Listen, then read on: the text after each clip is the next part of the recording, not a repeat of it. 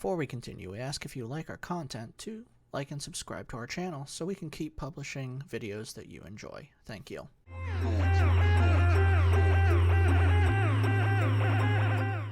Welcome to Horror Builds, where we take horror characters and bring them into Dungeons & Dragons. Today we are building the most iconic villain from the Resident Evil series, the Nemesis. Now this build will be using the video game version from Resident Evil 3 and not the movie Resident Evil Apocalypse.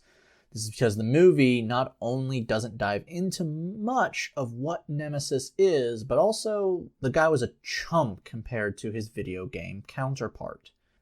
Nemesis, also known as TO2 and nicknamed the Pursuer, was the only of the Nemesis T-type to have experienced combat. Now, if some of these things I've said confuse you, let's dive into the history of the Nemesis.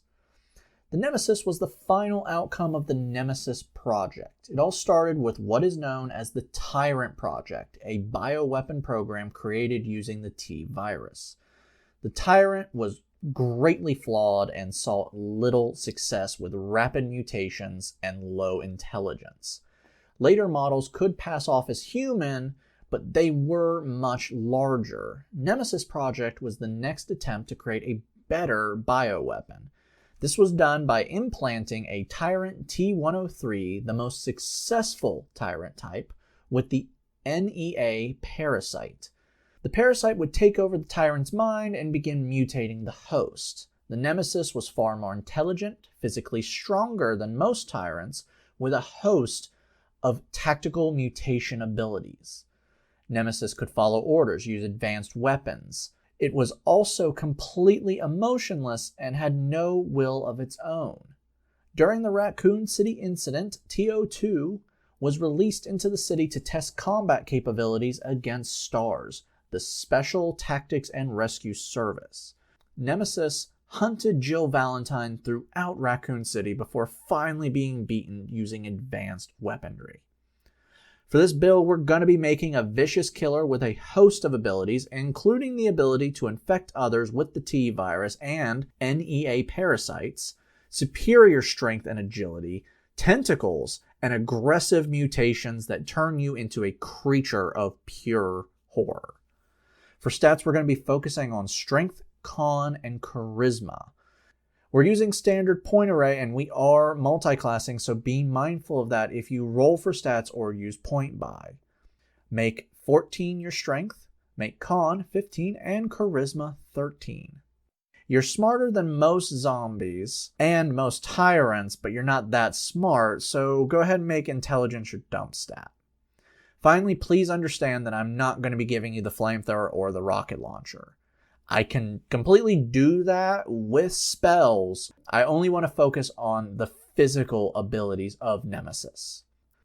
For race, we're going to go with custom lineage. You started off life as a clone, were then infected with a virus, genetically modified before having a parasite surgically implanted into you.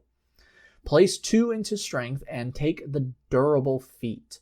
Durable adds +1 to con and makes it so whenever you roll a hit dice on a short rest, you can never roll lower than twice your con modifier.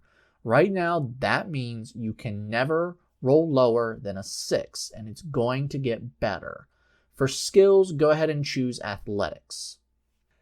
Since technically you started off life as a tyrant, we're going to make you a barbarian.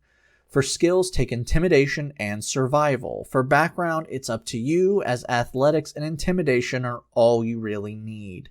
You're not really good at anything else, but you're scary and damn near unstoppable. Level 1 barbarians get unarmored defense and rage. Unarmored defense makes your AC 10 plus your con plus your dex while you're not wearing armor. Rage adds bonus damage to melee attacks, gives you advantage on strength checks and saving throws, and makes you resistant to bludgeoning, slashing, and piercing damage. But you also can't cast spells or maintain concentration. Heads up, Rage is almost worthless in this build. Yeah, I know what you're saying, Gonzo, why are we making Nemesis if he's not going to rage? Well, firstly, we need unarmored defense and the Barbarian's proficiency saves. Second, I already said it, but Nemesis can't actually feel emotions. He is brain dead. It's all the parasite. Rage will be a backup, and it will serve greatly as a backup. Now it's time for the parasite to work its magic. As it is the source of your abilities, that kind of makes it like a patron, right? A parasitic organism that was created using a virus that brings the dead back to life sure seems like the Undying patron to me. Level 1 Warlock of the Undying get Among the Dead. Among the Dead gives you the cantrip Spare the Dying. When a creature drops to 0 HP, you can touch them to stabilize them. This does not work on undead, which sucks because you're going to have a lot of undead friends by the time this build is over. Among the Dead also makes it harder for enemy undead to harm you. When an undead attempts to attack you or cast a spell targeting you, the creature must make a wisdom save. On a failed save, they must target someone else or forfeit the attack or spell. This does not cancel out the spell or attack, meaning they will waste the action or spell slot to do this. This only works if you are the target. If the spell is an area of effect and not targeting you directly, they do not have to make the save. You also get 2 cantrips of your choice and spells of your choice. For cantrips, choose Blade Ward to give yourself resistance to bludgeoning, slashing, or piercing damage from weapon attacks, and Eldritch Blast to give yourself a 120-foot ranged attack. To make this more Nemesis, reflavor Eldritch Blast to look like a tentacle, as it will do everything a tentacle does very soon. Over time, you'll gain the ability to do extra beams of Eldritch Blast as you level up. For spells, take False Life and Cause Fear. False Life gives you 1d4 plus 4 temporary hit points for 1 hour, and you can gain an additional 5 hit points for every level of spell slot you use to up it.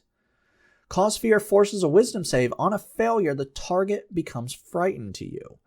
They may repeat the saving throw at the end of each of their turns. With each level you add to the spell, you can frighten an additional creature, as long as they are within 30 feet of another target. Level 2 Warlocks get Invocations. These Invocations add new abilities or improve your spells. For Invocations, take Agonizing Blast and Grasp of Hadar. Your Eldritch Blast can now do additional damage equal to your Charisma modifier, and now for each beam, can grab and pull your target 10 feet towards you. This means by the end of this build, you're going to be able to pull a target 40 feet. For spells, take Arms of Hadar. This spell unleashes tendrils of dark energy, and every creature within 10 feet of you must make a strength saving throw or take 2d6 necrotic damage, and cannot take reactions till next turn. On a successful save, they only take half damage and no ill effects. Level 3 Warlocks get Pax. Pact to the Blade allows you to create a magical melee weapon in your free hand. This weapon can be a magic weapon you bond with or one you create. This is a chance to utilize your impressive strength. And if all else fails, rage, because this is not a spell. I would go with a Warhammer, as you seem like someone who just grabs random things and hits people with them, like a busted flamethrower or a wall. Level 4 Warlocks get their first ability score improvement. Put 2+ into Charisma to up your spell saves and damage to Eldritch Blast. Level 5 Warlocks get another invocation. Take Undying Servitude. This lets you cast Animate Dead without a spell slot. Once you do this, you can't cast it this way again till after you finish a long rest. Animate Dead allows you to choose a pile of bones or a corpse and turn it into an undead servant. During combat, you can use a bonus action to mentally command any undead you create this way. Control lasts for 24 hours, after which you have to cast Animate Dead again to maintain control. For spells, take Vampiric Touch. Vampiric Touch lets you make a melee attack, and on a hit, the creature takes 3d6 necrotic damage and you regain hit points equal to half the necrotic damage. This spell lasts for 1 minute, and each turn you get to make the attack. For each spell level you add to this, you get to add another d6, thereby boosting up your regeneration. Level 6 Warlocks of the Undying get Defy Death. You can now regain hit points equal to 1d8 plus your con when you succeed a death save or use Spare the Dying. You can use this once and then you cannot till you take a long rest. For spells, take Summon Undead. This allows you to summon an undead creature for up to 1 hour and use a special stat block. This is not a skeleton, a ghost, or a zombie. This is a straight up new creature with its own stat block. This undead is an ally to you and obeys your verbal commands. Level 7 Warlocks get another invocation. Take Fiendish Vigor. This turns False Life into a cantrip for you, and you can cast it at will. Since you already have False Life as a spell, go ahead and switch it out for another spell of your choice. Level 8 Warlocks get another ability score improvement. Time to bump up your con. Level 9 Warlocks get more Invocations. Thirsty Blade lets you attack twice with your packed weapon. For spells, take Dance Macabre. Dance Macabre allows you to raise up to 5 corpses for 1 hour, and they obey your mental commands you issue as a bonus action. Now, this means that your Undying Servant cannot be issued a command if you issue it to these 5. But don't worry, keep him back as a bodyguard, just in case things go wrong. Level 10 Warlocks of the Undying get Undying Nature. You no longer require food, water, or sleep. You can also hold your breath indefinitely and age much slower. Level 11 Warlocks get their first Mystic Arcanum. This is a free spell that does not require a spell slot, and it is fixated on a certain spell level. For this one, you're choosing from the 6th level spells. After casting this, you have to finish a long rest before you can cast it again. For your Arcanum, take Create Undead. Create Undead creates 3 ghouls out of corpses, but only at night. For 24 hours, they obey your commands unless you cast the spell again. So let's review real quick. You can now have 1 zombie and 3 ghoul servants at all times. Plus, you can summon for 1 hour 5 zombies or a much stronger zombie. That means at any given time, you have 4 to 9 undead servants surrounding you. For this level spell, take Negative Energy Flood. Negative Energy Flood is a 60-foot range spell that lets you do one of 2 things. First, if the target is living, they must make a con save, or take 5d12 necrotic damage, or half as much on a success. If the target dies as a result, they automatically become a zombie. Now, you don't control this zombie, but it does attack the closest creature. Now, if you target undead with Negative Energy Flood, this spell instead gives them half of 5d12 temporary hit points. So go ahead and bump up your Undying Servant to take more hits for you as a block. Level 12 Warlocks get another ability score improvement. Take 2+ Charisma to bump up your spellcasting modifier again. You also gain a new invocation. Otherworldly Leap lets you cast Jump without using a spell slot. Jump triples the jump distance of a willing creature, including yourself. Right now, for long jump distance, normal is 9 feet standing, 18 feet running. With Otherworldly Leap, it is now 27 feet standing still, 54 feet running. Level 13 Warlocks get a second Mystic Arcanum, and this one is at the 7th level. Choose Finger of Death. This is a ranged spell of 60 feet. The target must make a con save or take 7d8 plus 30 necrotic damage, or half as much on a success. Much like Negative Energy Flood, if the target dies from this spell, they become a zombie. But you are in permanent control of this zombie. Plan this out right. Each time you use this, you will get an undead servant. Now, you also get a new spell at this level. I don't care. Take whatever you want.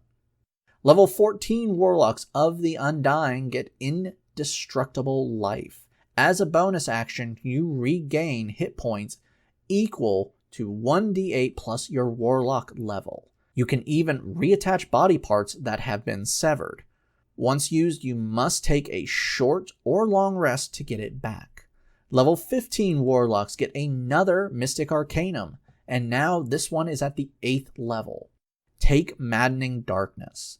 This spell creates a 60-foot sphere of pure darkness. Like magical darkness, dark vision cannot see through this, and non-magical light and magical light created by 8th level or lower spells can't illuminate the area. Inside the sphere, it's not just dark, it's loud. Shrieks and mad laughter fill the sphere. Whenever a creature starts its turn in the sphere, it must make a wisdom saving throw or take 8d8 psychic damage, half on a success. You also get another invocation. Eldritch Mind gives you advantages on con saves to maintain concentration spells. Level 16 Warlocks get another ability score improvement. Cap off strength. Level 17 Warlocks get their final Mystic Arcanum at the 9th level. Time for your alternate forms. True Polymorph allows you to transform into, well, anything. Your final form is, well, I have no clue. You're a creature of pure nightmare. You're the size of a building with ungodly reach and a lot of teeth. So Kraken kind of works with this one. Level 18 Warlocks get another invocation. Life Drinker adds extra necrotic damage equal to your charisma modifier to your packed weapon. Our final level is 19 Warlock with our final ability score improvement, Cap Off Con. Time to look at this build. Your total HP will average around 160, which really isn't good for your size. Had we gone with full Barbarian like your Tyrant Cousins or your movie version, health would be amazing and you would basically be unkillable.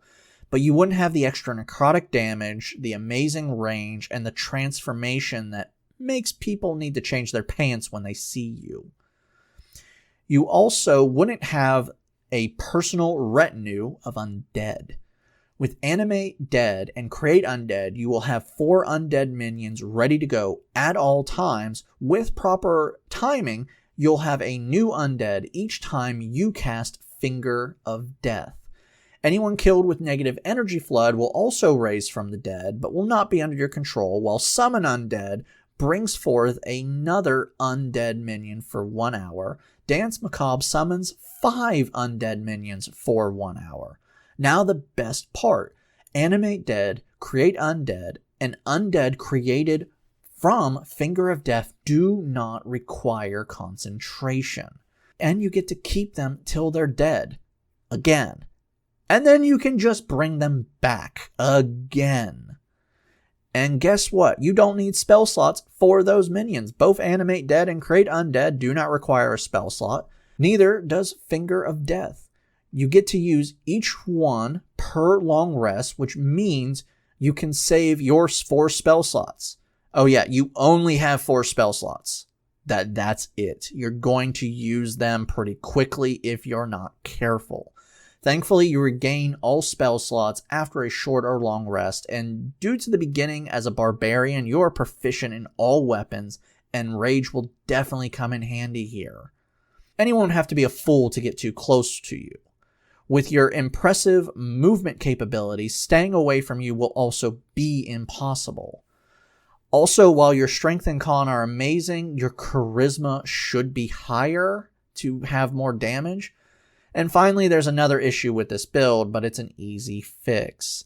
If you've been keeping track, you only have 7 spells and not the 15 you should have. In this build, I only took spells that worked with the build, except for Maddening Darkness, because I had to take a spell. And all spells stay in character. This is up to you to fix, change the build how you want to. In the end, this build does have some weaknesses, and it has some great strengths to back them up. Thank you for joining us again, and we will see you next time.